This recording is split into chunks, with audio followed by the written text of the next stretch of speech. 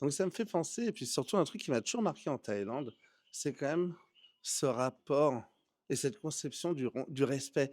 Mais quand je dis conception, c'est pas qu'un concept, c'est-à-dire qu'il est là vraiment partout et puis dans l'essence de la culture thaï, mais en même temps tout est hiérarchisé et qu'il y a un ordre et cet ordre aussi, bah, c'est ça qui crée ce respect. Là, tout à l'heure, quand on était dans la salle de théâtre, il y a un endroit où les femmes se mettent, un endroit où les hommes se mettent, un endroit où les enfants sont. On peut pas laisser les enfants courir n'importe où, faire n'importe quoi. Il y a une hiérarchie des choses et je sais pas si c'est bien, c'est pas bien, mais ça crée un ordre et cet ordre-là crée aussi un certain respect qu'on veut au quotidien.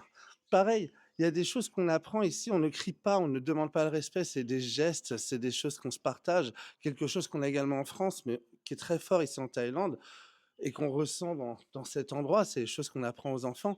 C'est que moi, quand j'étais petit, on ne laissait pas un livre par terre, mais c'était quelque chose même dans la culture thaï qui est très, très important. On ne laisse pas un livre par terre.